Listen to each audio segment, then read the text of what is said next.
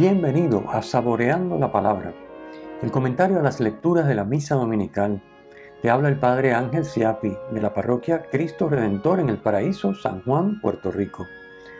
Recuerda que en la descripción están las citas bíblicas de las lecturas, el enlace al guión de la Lección Divina, el enlace a los apuntes del comentario y la dirección de la página web de la parroquia Cristo Redentor. En el nombre del Padre, del Hijo y del Espíritu Santo. Amén. Oh Dios, que nos has propuesto a la Sagrada Familia como maravilloso ejemplo, concédenos con bondad que imitando sus virtudes domésticas y su unión en el amor, lleguemos a gozar de los premios eternos en el hogar del cielo. Por nuestro Señor Jesucristo, tu Hijo, que vive y reina contigo en la unidad del Espíritu Santo y es Dios por los siglos de los siglos. Amén. Muy bien, nos encontramos ya en el domingo dedicado a la Sagrada Familia. Siempre es el domingo siguiente a Navidad, que es el primer domingo dentro de la octava de Navidad. Hoy estamos celebrando el ciclo C, Sagrada Familia, Jesús, María y José. Vamos de inmediato a comentar las lecturas. La primera lectura está tomada del libro del Eclesiástico. En ese momento, un par de siglos antes de Jesucristo, ocurría pues lo que está ocurriendo hoy, lo que el Papa llama una colonización ideológica. Es decir, venía una cultura foránea a imponer de todas las maneras posibles, ¿verdad? La propaganda, los modelos, la música, en fin, todo, ¿verdad? Como está pasando hoy, a imponer unos modelos que son ajenos completamente a lo que es en aquel momento la cultura judía. Los preceptos, la ley, los mandamientos del Señor, en fin, la tradición del pueblo. Pues lo mismo que pasa hoy, ¿verdad? Nos están queriendo tumbar el modelo de valores, de estilo de vida, de constitución familiar que tenemos, modelo judío-cristiano, de la civilización occidental, y nos quieren imponer ahora, pues, otro tipo de cosas, llamando matrimonio a lo que no lo es, llamando familia a cualquier cosa, y bueno, de esa manera, pues, ¿pero qué pasa? Lo mismo que pasaba hace 2200 años, ¿verdad? Cuando escribió el autor del libro del Eclesiástico, Ben Sirá. Lo mismo, ¿qué pasa? Que todo este tipo de cosas resulta que tiene como una especie de atractivo, de glamour, porque parece que es lo que está de moda, que lo otro está anticuado, que eso ya está pasado, que eso era en un momento dado, pero que ya no es así, y por lo tanto, pues hay que estar a la moda y hay que estar al día, y tenemos que seguir avanzando. Entonces, resulta que el avance es destruir la familia, el avance es acabar con el matrimonio, porque ahora cualquier cosa es matrimonio. Bueno, el Papa llama esto colonización ideológica. Pues eso mismo pasaba en la época del Ben Sirá. Y entonces él escribe este libro buscando proteger la institución familiar, que es obviamente el baluarte de las tradiciones de un pueblo. En la familia es donde se forja, en donde se educan, se crían los hombres y mujeres de ese pueblo y de donde reciben la tradición de su cultura y de sus valores y de sus modos de vida. Entonces, claro, si cambiamos la familia, si la destruimos, la diluimos, la sustituimos por cualquier otra cosa, pues estamos cambiando realmente las raíces, las tradiciones del pueblo. Eso mismo pasaba, como les dije, en la época de Ben Sirá. Los dirigentes del pueblo, igual que pasa ahora, pues coqueteaban con todas estas cosas porque hay que estar en la última, hay que estar en lo que está de moda, y lo mismo que pasa ahora. Y luego, por supuesto, los gobernantes, pues siempre, como ellos lo que están buscando es votos y hacer despliegue de su poder y de su autoridad, pues en aquel momento era Antíoco Epifanes, el rey, que abierta y frontalmente perseguía a los judíos por obedecer la ley. Pues ya estamos viendo, ya no en lugares remotos, sino en nuestros propios países estamos viendo ya persecuciones, marginaciones, condenas, multas, cárceles, en fin, todo tipo de presión y de marginación para que no se resista el pueblo a la ideología que se quiere imponer. La ideología de género, el matrimonio de cualquier cosa llamado el matrimonio, pero que no lo es, Bueno, ahora pueden ser, qué sé yo, 2 hombres, 2 mujeres, pero también puede ser cualquier cosa. Un hombre con su gato, con su perro, en fin. Cuando ya uno cambia lo que es, lo que no puede ser de otra manera, porque no lo inventamos los hombres, sino que lo inventó Dios, ¿verdad? El matrimonio es un invento de Dios. El hombre y la mujer. Por eso abandonará el hombre a su padre y a su madre, sino se unirá a su mujer y serán una sola carne, es decir, una sola persona, para vivir en esa unidad en el modelo de la Trinidad, que siendo 3 personas son un solo Dios. Cuando ya cualquier cosa es matrimonio, pues... Bueno, pues volviendo otra vez al tema de nuestra primera lectura, el autor Ben Sira estaba buscando precisamente con su escrito buscar fortalecer la institución familiar. Asumiendo el papel de padre, se dedica a instruir a un discípulo sobre sus obligaciones con los antepasados. Este comportamiento que trata de inculcar Ben Sira brota de la sabiduría. Es decir, comportarse de esta manera es ser sabio, es tener sabiduría. Pero la sabiduría brota, en definitiva, del único sabio de verdad. ¿Quién es el único sabio de verdad? Dios. Es decir, de Dios proviene el vivir estos valores. De Dios proviene el vivir la familia como Dios la ha establecido y no tratar de cambiarla y reinventarla. El orden establecido por Dios regula las relaciones en la familia, padre, madre, hijos y familia extendida, por supuesto, sobre la base del respeto, la honra y la obediencia. Y recordemos que honrar es venerar, o sea, amar, con palabras y con obras, no solo con la boca, sino con palabras y con obras. Así que el cuarto mandamiento de nuestro decálogo, honrar padre y madre, es precisamente amar padre y madre, no solo con palabras, sino con obras. Y fijémonos que en el texto que leemos hoy, en la misa, el autor insiste en honrar a los padres, incluso en su vejez. Claro, cuando uno es joven y los padres son jóvenes, pues la cosa marcha.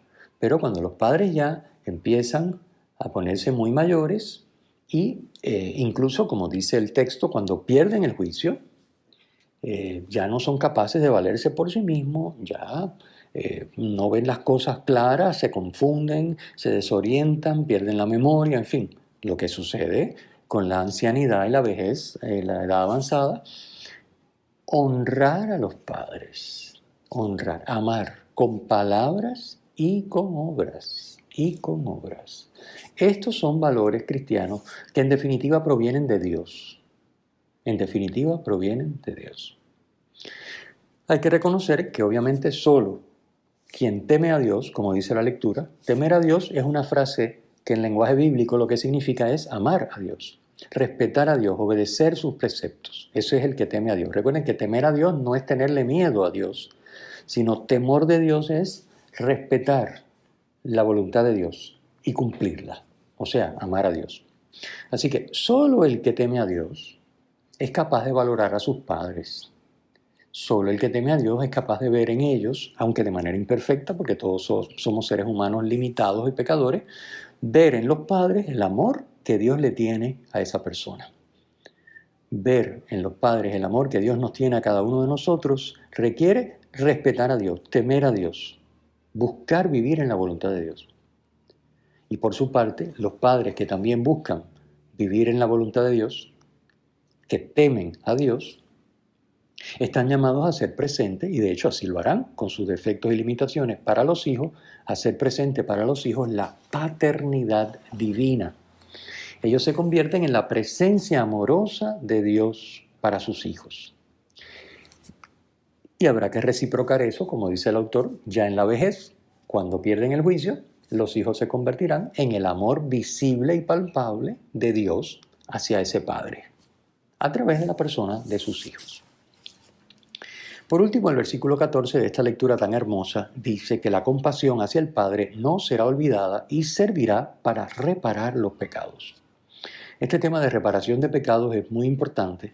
Es decir, ustedes saben que cuando uno se confiesa, el sacerdote le impone una penitencia. Parte de la idea de esa penitencia es reparar el daño que se introduce en la relación con Dios, con los demás, conmigo mismo y con la creación, el daño que introduce mi pecado, repararlo. Muchas veces es una oración, a veces son cosas que hay que hacer, las penitencias que se ponen en la confesión. Bueno, pues dice aquí que reparar también se logra siendo compasivo hacia el Padre, amando al Padre, con compasión, con misericordia. El amor misericordioso hacia los padres es reparación por nuestros pecados. Así que esto sería, diríamos, como un bono adicional. No solamente es un precepto, no solamente deriva de Dios, es sabiduría, todo lo que hemos venido diciendo desde que comenzamos, sino que además tiene como un bono adicional, repara nuestros pecados, porque es una obra de amor. En definitiva, cuando amamos, es Dios el que está en nosotros, y cuando Dios está en nosotros amando, en nosotros y a través nuestro, Dios está reparando todo el daño que se ha hecho en nuestra persona, en nuestras relaciones, como ya hemos dicho, con Dios, con nosotros, con la naturaleza, con los demás. Muy bien, pasemos a la segunda lectura. La segunda lectura es un pasaje tomado de la carta de San Pablo a los Colosenses y tiene dos secciones, ¿verdad? La primera parte es como un código ético para la comunidad. El final de la lectura de hoy es más bien para el hogar, un código ético doméstico. La primera parte, el código ético para la comunidad, muestra cómo debe ser el comportamiento entre los cristianos. Como pueblo sagrado y elegido de Dios, ese es el fundamento, somos un pueblo sagrado, hemos sido elegidos por Dios y por tanto, porque le pertenecemos y hemos sido elegidos sin ningún mérito de nuestra parte, estamos llamados a vivir la misericordia y el perdón, la bondad, la humildad, la mansedumbre, la paciencia, el agradecimiento. Fíjense que todas estas cosas, yo se lo dejo para que ustedes lo busquen en la lectura, lo vayan mirando poco a poco, derivan del hecho de haber sido llamados por Dios, de ser pueblo sagrado y elegido de Dios, sin mérito. Ninguno de nosotros merece ser llamado por Dios, invitado a la comunión trinitaria, invitado a que Cristo viva en nosotros, vivir nosotros la comunión con Dios a través de la persona de su Hijo Jesucristo encarnado. Ninguno de nosotros. Por lo tanto, ¿cuál es nuestra respuesta? Pues agradecimiento, misericordia, perdón. Hemos sido perdonados. ¿Cómo no vamos a perdonar? Hemos sido tratados con una bondad infinita. No merecemos nada, nada es nuestro, todo es regalo, todo es don. ¿Cómo no vamos a ser humildes? Etcétera. En una palabra, todo se puede resumir en el amor. Estamos llamados a vivir en el amor. Y así, dice el texto, la paz de Cristo estará en los corazones dirigiendo nuestro comportamiento para hacer de los cristianos un solo cuerpo. Como decimos, ¿verdad? En la plegaria eucarística tercera, cuando decimos que el Espíritu nos haga un solo cuerpo y un solo espíritu. San Pablo pide en la lectura que la palabra de Cristo habite entre nosotros en toda su riqueza. Esa palabra de Dios, palabra de Cristo, palabra de Dios, que es viva y eficaz y que acogida, meditada y hecha vida en cada uno de nosotros, hace de la comunidad presencia del Dios amor. Hace posible el Emmanuel que acabamos de celebrar en Navidad, el Dios con nosotros. Dios con nosotros no es como que una cosa extraña que no se sabe, y no es solamente su presencia sacramental en el sacramento eucarístico. Sí, claro que sí, es Dios con nosotros. Pero ese Dios con nosotros eucarístico quiere ser Dios con nosotros y que nosotros seamos su sagrario, que Él viva en nosotros.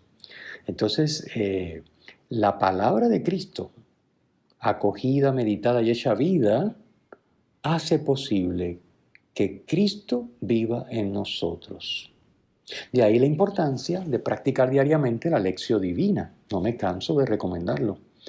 El texto de hoy pide que nos enseñemos unos a otros con toda sabiduría, exhortándonos mutuamente. Es decir, que lo que las lecturas nos van diciendo, que lo que vamos saboreando, profundizando, entendiendo y viviendo, lo sepamos compartir con otros, exhortándonos mutuamente, es la expresión que utiliza San Pablo. La palabra nos da la sabiduría que es enfocar las cosas como Dios las ve, según el querer de Dios. Sabiduría que nos permite vivir en la voluntad de Dios y ayudar a otros a vivirla. También menciona San Pablo el agradecimiento y la acción de gracias, que tienen que ser distintivos del cristiano, que sabe que todo es un don de Dios. Todo lo que Él es, puede y tiene es pura gracia de Dios. Y aquí valdría la pena que nos examináramos y viéramos qué cosa todavía consideramos como algo propio, algo que hemos adquirido por nosotros, con nuestro esfuerzo y por lo tanto nos pertenece, algo que no hemos recibido de Dios. Obviamente, conceptualmente sabemos que todo viene de Dios y que todo es un don de Dios, pero en la práctica hay cosas a las que nos apegamos porque hemos puesto mucho cariño, mucho esfuerzo, por lo que sea, y los empezamos a manejar como posesión nuestra, no como don de Dios. Lo que tenemos por adquirido, por propio, lo manejamos siempre como dueños. Solo aquello que tengamos por regalado, por don de Dios, lo sabremos manejar como administradores, respetando que el dueño es Dios. Pero lo que tengamos por adquirido, lo que consideremos como propio, lo vamos a manejar como dueños. Y entonces vamos a estar suplantando al único dueño que es Dios. Y por eso nos va tan mal muchas veces en las cosas que hacemos. Y somos tan materialistas, tan apegados a las cosas, o a veces a las personas, o a los puestos, o al poder, o lo que sea, porque lo consideramos nuestro. Aquí valdría la pena.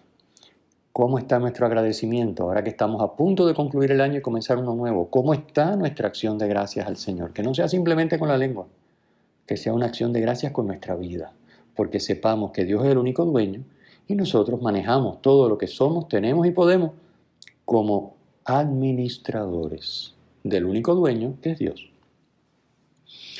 Como dijimos, el final de la lectura se centra entonces ya no en la comunidad, sino en la familia, en la pequeña comunidad que es la familia. Es un código ético doméstico.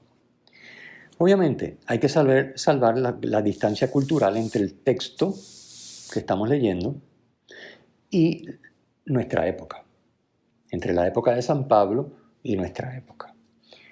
Tenemos que entender bien ese ser sumisa que a alguno le puede chocar. Dice, bueno, pero este hombre lo que quiere son esclavas.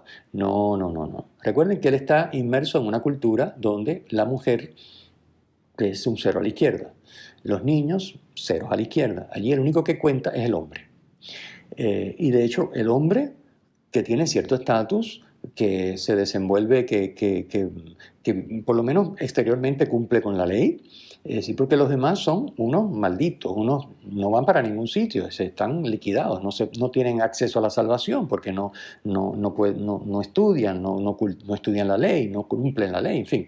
Recordemos que ese es el ambiente en el que San Pablo está escribiendo esto. Mujeres y niños, cero a la izquierda. Entonces, ser sumisa. Pero fíjense qué interesante, cuando nosotros traducimos ese ser sumisa a nuestra cultura, ¿qué quiere decir ser sumisas? Fíjense qué interesante, porque a fin de cuentas la frase está bien dicha si la sabemos leer correctamente. Quiere decir que las mujeres, no que el hombre las trate como un dominador o como un déspota, no. Quiere decir que la mujer esté al servicio del bien del hombre. Eso es lo que quiere decir ser sumisas. Es decir, que no se impongan por su cuenta para buscar por su lado lo que ellas quieren. Lo mismo hay que decir del hombre, tanto en la mujer como el hombre. Esa no es cuestión. Ambos tienen que ser sumisos porque ambos tienen que someterse por amor al bien del otro. Esa es la sumisión. No es una sumisión para ser instrumento del capricho del otro. No. Eso es si entendemos la expresión en sentido egoísta. Pero entendida en el sentido cristiano, donde el mandamiento principal es el amor, ser sumisa quiere decir sométanse por amor a buscar el bien de sus maridos. Y por supuesto, maridos, sean sumisos, busquen el bien de sus mujeres, pongan el bien propio en un segundo plano y busquen primero el bien de su mujer. Y la mujer igual. Eso es lo que está diciendo la frase si la sabemos leer correctamente. Así que, iguales en dignidad, ambos están llamados, hombre y mujer, esposo y esposa, a amarse, a entregarse mutuamente para buscar cada uno el bien del otro por sobre el bien propio. De esa manera se convierten en una sola carne. Llegamos al Evangelio. El Evangelio de hoy es una escena preciosa, es la conclusión del Evangelio de la infancia de Jesús según San Lucas. La narración que hoy trae el Evangelio resume la vida entera de Jesús. Fíjense, el domingo pasado leímos en la carta a los Hebreos la frase que dice que cuando Cristo entra al mundo, dice, he aquí que vengo para hacer tu voluntad. Lo leímos el domingo pasado, cuarto domingo de Adviento, Hebreos 10:9. Bueno, pues el pasaje de hoy no es otra cosa que una narración que enseña que Jesús cumple esto. He aquí que vengo para hacer tu voluntad. Obviamente Jesús dice eso ¿de quién? De su Padre, de Dios Padre. Así que, y la vida entera de Jesús es he aquí que vengo para hacer tu voluntad. Así que este pasaje que leemos hoy es el resumen de la vida de Jesús de manera plástica, de manera narrativa, en un suceso que nos va a ir comunicando San Lucas. Jesús tiene 12 años, está por lo tanto en el umbral de la mayoría de edad. Recordemos que para los varones judíos la mayoría de edad es a los 13 años, ¿verdad? El bar mitzvah es a los 13 años. Jesús se muestra ya desde esta edad que nos narra el pasaje de hoy, 12 años, dedicado a las cosas de su Padre, versículo 49, con independencia de María y de José. A uno le puede sorprender, pero ¿cómo tan pequeño? Bueno, está a un año de convertirse en adulto, según el régimen judío. Hoy uno piensa en un muchacho de 12 años y dice, pues un niñito. No, pero no es tan niñito. Entonces, a un año ya está entrando en la recta final para ser adulto. Y por lo tanto, esa madurez de Jesús lo va a llevar a vivir totalmente dependiente de la voluntad de su Padre Dios. A poner primero su familia del cielo, la Trinidad, que su familia de la tierra. No es a contraponerla. Recordemos que no es decir, bueno, ahora como ya María y José lo criaron, pues ahora les da una patada y ahora él va a hacer lo que le da la gana, porque no es eso. Estamos diciendo que él pone como valor supremo a Dios, su Padre. Pero precisamente por eso él está sujeto, como veremos después, a María y a José. Y lo está no hasta los 13, 14, 15, 18 o 21 años. Lo está hasta que inicia su vida pública. Vivió con sus padres hasta que inició su vida pública. Bueno, entonces, ¿qué quiere decir? Pues que Jesús tiene otras relaciones familiares, además de las de María y José.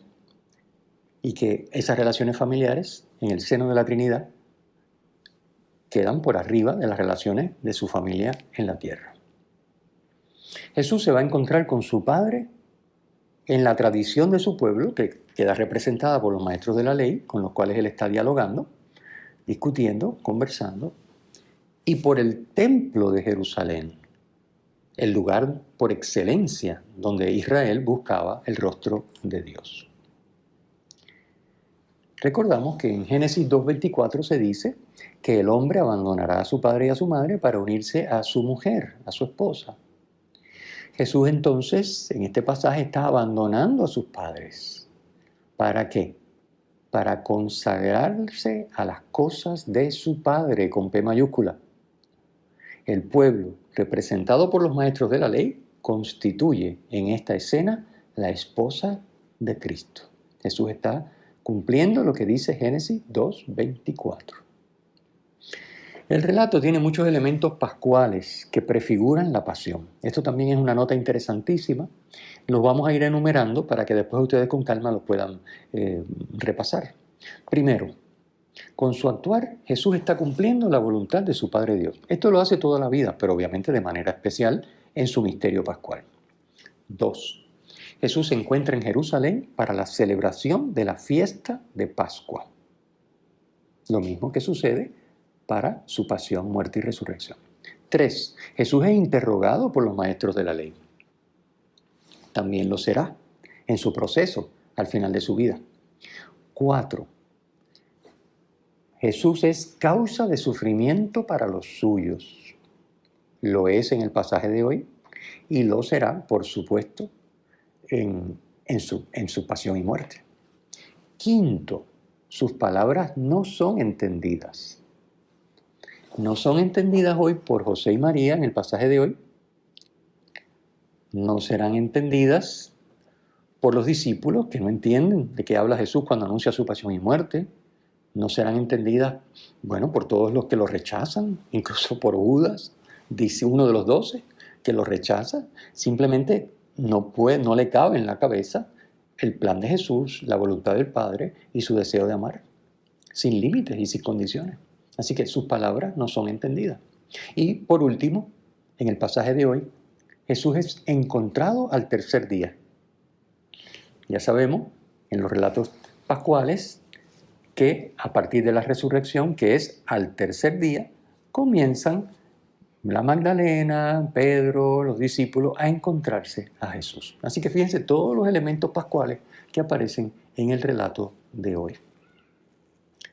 En el Evangelio de Lucas, la expresión no comprendieron, que es la que utiliza para decir que José y María no comprendieron la respuesta que les dio Jesús. No sabían que tenía que estar en las cosas de mi Padre. No comprendieron. Cuando San Lucas utiliza en su Evangelio no comprendieron, se refiere a la actitud de los discípulos que no comprenden el significado de las palabras de Jesús sobre su subida a Jerusalén para sufrir allí su pasión y muerte. Tienen varias citas, está en el documento. Siempre todo esto que estoy comentando lo tengo en el documento que ustedes pueden descargar en el comentario, en la descripción de este video o de este podcast. Lucas 9, 43 al 45, Lucas 18, 34, Lucas 24, 25 al 26. No comprendieron. Quiere decir, no entienden que Jesús, por amor, está dispuesto a llegar hasta dar su vida. En el versículo 47 del relato de hoy nos dice que todos los que le oían quedaban asombrados de su talento. Hay otra traducción que dice de su sabiduría y de las respuestas que daba. Para el evangelista, la sabiduría de Cristo consiste en comprender los designios del Padre sobre él y en anteponer su cumplimiento a toda otra consideración. Es decir, que muy acertadamente dice, todos los que le oían quedaban asombrados, pero sobre todo no entendían las respuestas que daba. La sabiduría que Cristo comienza, que Jesús a esta edad, a los 12 años, ya comienza a mostrar en las respuestas que da, obviamente discutiendo con los doctores de la ley, pero también la respuesta que le ofrece a José y a su madre María. Cuando le preguntan, ¿pero por qué nos has hecho esto? Muestran una sabiduría, es decir, una comprensión por parte del niño sobre los designios que Dios Padre tiene sobre él y a los cuales él no piensa anteponer nada. Eso es lo más importante en su vida. De hecho, para eso se ha encarnado. Pues esa sabiduría todavía, obviamente, María y José no están a esa altura. No la estarán los discípulos que van a estar 3 años conviviendo con él. La iglesia a lo largo de los siglos irá profundizando en cómo nos muestra Cristo precisamente esa sabiduría, ese conocimiento profundo que es la clave de una vida cristiana. Entender lo que Dios quiere de nosotros y buscando en Dios la ayuda, ponerlo por obra. Sabiduría. Dice el versículo 51, él bajó con ellos y fue a Nazaret y estaba sujeto a ellos. Es decir, aunque está claro que para Jesús su familia del cielo, la Trinidad es su familia y desde ahí es que parte y a lo que Dios Padre le pide no se puede anteponer nada. No cabe duda de que también Dios Padre le pide, desde el momento que se encarna en una familia humana y desde el momento en que Dios convoca a José y a María para que sean los padres de Jesús, y lo eduquen y lo críen y lo lleven a poder vivir su vida pública y desarrollar su misión después, no cabe duda de que Dios quiere, parte de esa voluntad del Padre, de Dios Padre, a la que Jesús no antepone nada, es que Él esté sujeto a sus padres de la tierra, a María y a José. Así que por eso el versículo 51 nos aclara que esto no es un acto de rebeldía, es decir, bueno, ya yo soy mayor de edad y el año que viene si me buscan no me encuentran porque ya yo cumplo los 13 años y prepárense. No, no es eso lo que está diciendo el texto, ¿no? Ni hay que disgusto le dio a José y a María. Sí, le hizo pasar un mal rato, obviamente. Pues ese niño, mira qué respuestas tiene, cómo le salió de atrás para adelante. No es eso lo que está pasando, ¿verdad? Es Jesús empezando a comunicar esa sabiduría que va de Dios, es decir, los designios de su Padre Dios. Tiene que someterse, porque para eso se ha hecho hombre, ¿verdad? Pero bueno, esos designios, como digo, en el versículo 51 nos aclara el evangelista de que también requieren que él, mientras esté en su casa en Nazaret, esté sujeto a sus padres de la tierra. También el versículo 51 nos dice que María conservaba todo esto en su corazón. María meditaba y guardaba en lo más íntimo de su persona las palabras y los acontecimientos de la vida de su Hijo Jesús. Por eso María no solo es su madre, sino que es su primera discípula, ¿verdad? Y como dirá Jesús más adelante, ¿quiénes son mi madre y mis hermanos? Los que escuchan la palabra de Dios y la cumplen. La número 1, ¿quién es? María, que además es su madre, ¿verdad? Pero finalmente, el versículo 52 nos dice el relato, que ya es el final del relato, Jesús iba creciendo en sabiduría, es decir, Jesús va paulatinamente profundizando en los designios que su Padre Dios tiene sobre él. Crecía en estatura, obviamente eso significa su maduración humana, física y espiritual, y crecía en gracia ante Dios y ante los hombres. Es lo mismo que se dice del joven, o algo parecido de lo que se dice del joven Samuel, el profeta Samuel, ¿verdad? Primer libro de Samuel, capítulo 2, versículo 26, se dice que Samuel iba creciendo en edad y en bondad ante el Señor y ante los hombres. ¿Cómo se supone? Que vayamos todos creciendo en todas las virtudes, en todos los valores, en todo lo que es bueno, ante Dios y ante los hombres. Bien, una vez más les remito al documento en el cual me apoyo para este comentario y que les dejo siempre en la descripción del video del podcast. Ahí les añado también un fragmento del Ángelus de 31 de diciembre de 2006 del Papa Benedicto XVI, muy hermoso, sobre la Sagrada Familia, 2 parrafitos cortos, pero que también les invito a leer y meditar. No los leo para no alargar más este comentario. Terminamos entonces, como siempre, con la bendición. El Señor esté con ustedes y con tu espíritu. La bendición de Dios Todopoderoso, Padre, Hijo y Espíritu Santo, descienda sobre ustedes y les acompañe siempre. Amén. Si te ha gustado, usa el enlace para compartirlo con tus amigos.